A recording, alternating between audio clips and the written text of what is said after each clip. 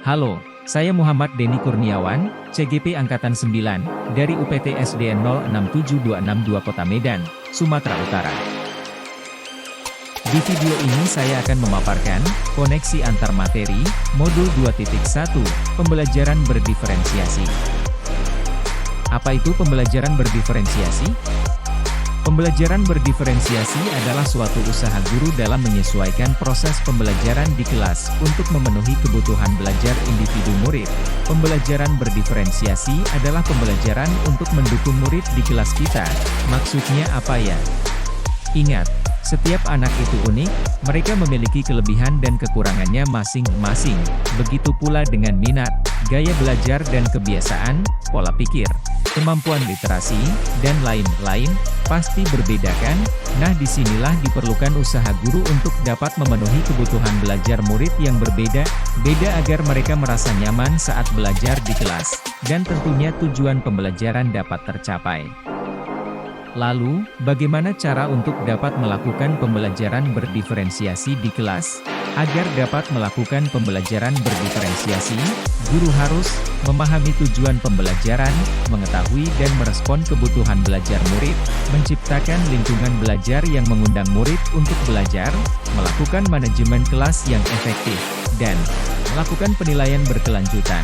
Berkaitan dengan kebutuhan belajar murid, guru harus memahami 3 aspek berikut. 1. Kesiapan belajar murid. 2. Minat murid. 3. Profil belajar murid. 1. Kesiapan belajar murid, mengharuskan guru untuk menilai pengetahuan awal dan menentukan apa yang telah murid ketahui dan di mana murid berada. 2. Minat murid, minat setiap anak pasti berbeda-beda. Minat adalah salah satu motivator penting bagi murid untuk terlibat aktif dalam proses pembelajaran. Profil belajar murid. Profil belajar murid berkaitan dengan lingkungan, budaya, gaya belajar, kecerdasan majemuk, yang berbeda antara satu anak dengan yang lainnya. Dan yang ketiga, kebutuhan belajar murid.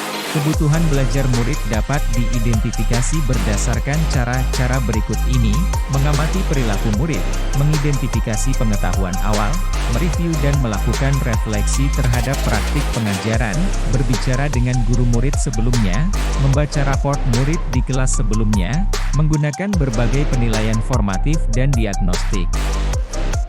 Strategi untuk mendiferensiasi pembelajaran bisa dilakukan dengan 3 cara, yaitu diferensiasi konten, diferensiasi proses, diferensiasi produk.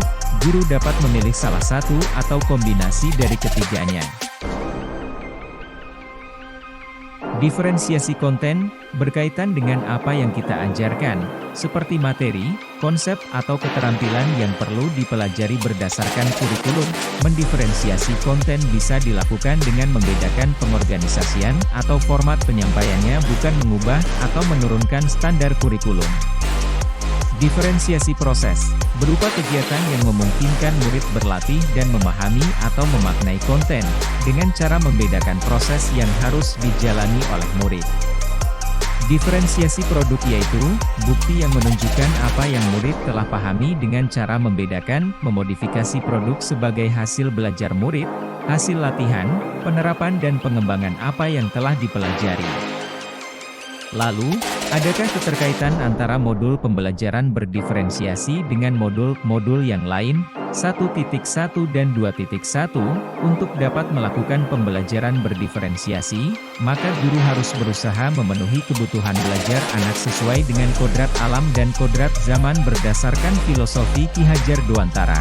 1.2 dan 2.1, dalam melakukan pembelajaran berdiferensiasi, seorang guru penggerak harus berpihak pada murid, reflektif, mandiri, kolaboratif dan inovatif untuk menciptakan pembelajaran berdiferensiasi agar dapat memenuhi kebutuhan murid. Dengan demikian seorang guru penggerak dapat mewujudkan kepemimpinan murid dengan menuntun murid ke arah merdeka belajar. Hal ini sesuai dengan nilai dan peran guru penggerak. 1.3 dan 2.1. Pembelajaran berdiferensiasi dapat menjadi salah satu strategi untuk mewujudkan visi guru penggerak yang berpihak pada murid. 1.4 dan 2.1.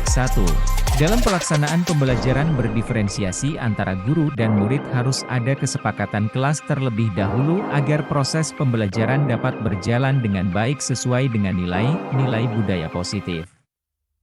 Demikianlah video pemaparan koneksi antar materi modul 2.1 yang dapat saya sampaikan, lebih dan kurang mohon maaf.